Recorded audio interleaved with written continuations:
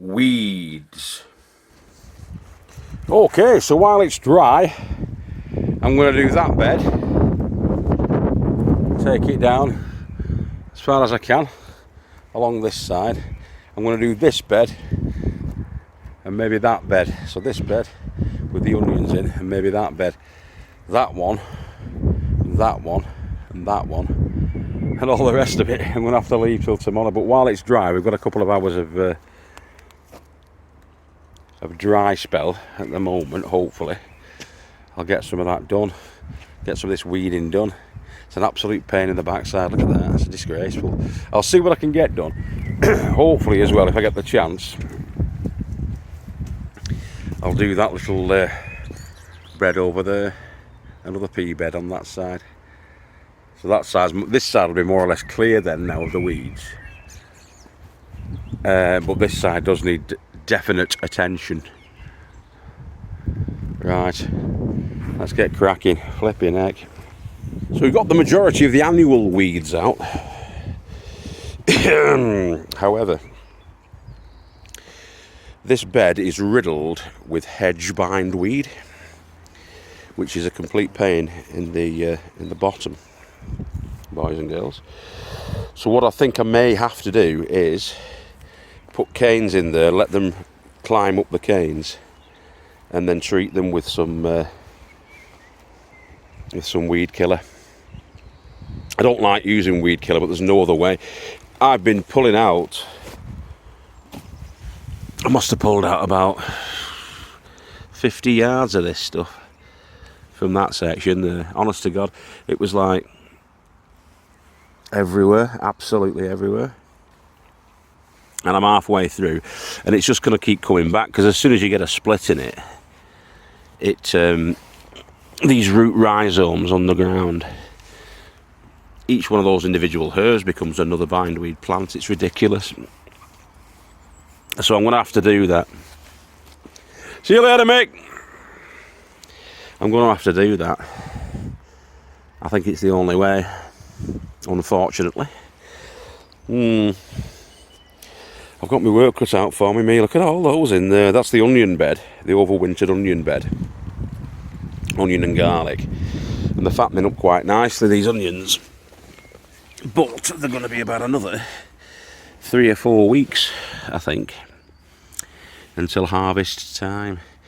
And those weeds are not going to be helping matters, so I need to get on top of those. I'm going to get those out. Getting scapes on them though. Scapes, these are called. That becomes a seed pod and eventually becomes a flower. But it doesn't help the cause of the onion for storage and whatnot. So I've just got to keep my eye on that. You can eat these. Perfectly edible. In fact, I might well do that. I might take them. No rust on these though. No leaf rust, no allium leaf miner or anything like that, which is good. But there's a hell of a lot of weeding to do, boys and girls, and it's rained again. That's a surprise, isn't it? But we will persevere to endure. It's been 3 years since we grew potatoes in this bed. And although I thought I'd got them all out, I must have pulled about 5 plants up while I've been weeding this bed. You can never catch them all. Let's see what we've got on that, if anything.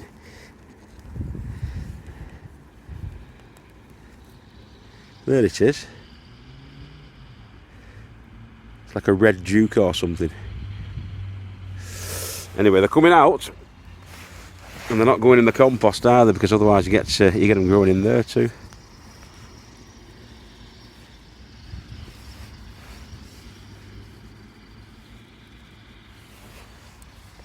Right. All right. So there's an hour and a half that I'll never get back. Flaming weeds. Them and slugs. And a pain in my bottom. That's just a fraction of it. That I've split them down. These are the ones that we're going to be putting into the compost bin over there, which is about halfway full as it stands. But I'm going to work my way through, get that bed done as well, I've already started there, but it never ends, this. And we've got a carpet of these sugar stealers. Look at these here. I hope we can make those out.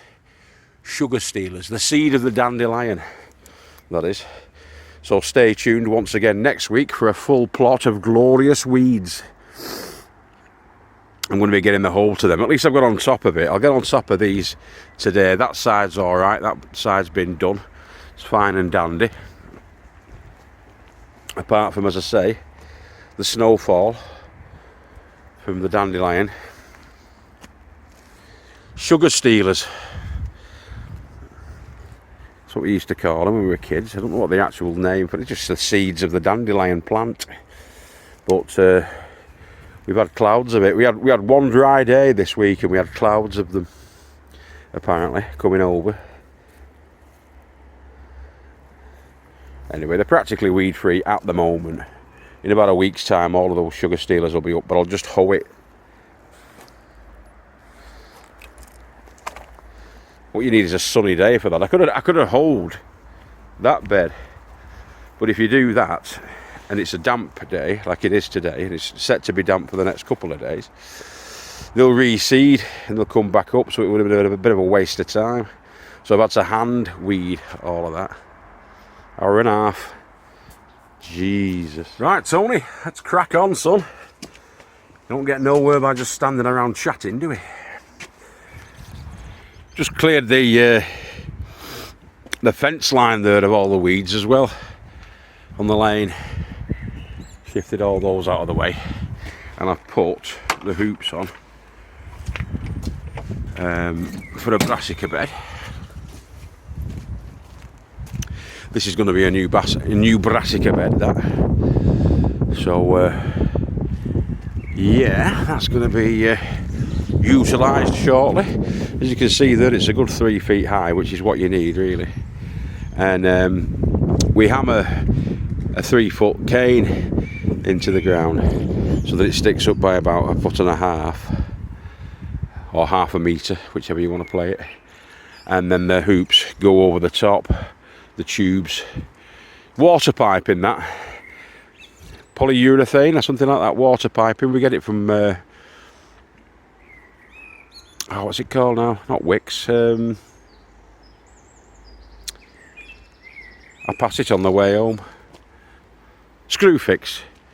It's about 35 quid for 50 metres. I've got that over there as well.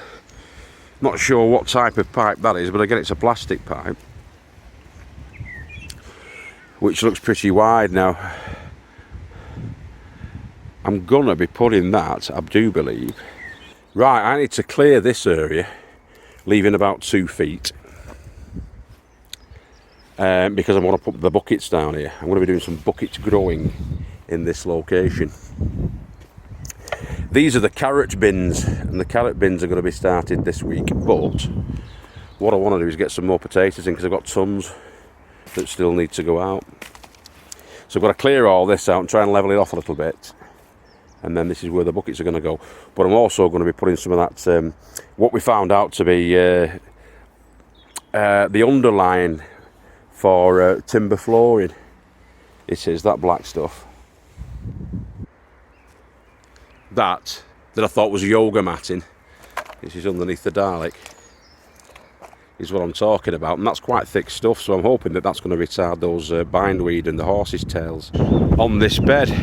You'll have to excuse the weather. The wind and the rain is off and on all day today. There's my gloves. I'm always leaving stuff out, Joe will tell you.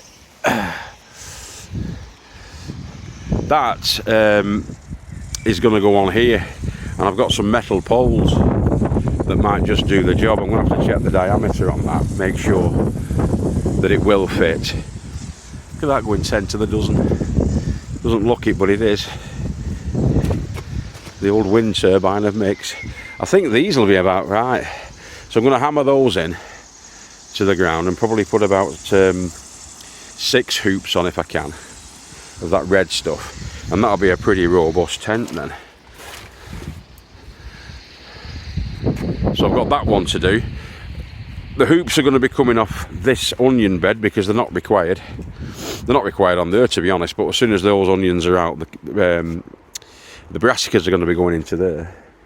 So that's why I'm leaving that on. I'll have to shift that as well, aren't I? God, there's so much to do. So much to do. Not enough time to do it, guys. Miserable son of a gun, aren't I? So yeah, that's going to come off there. And it's going to be put here. I've decided.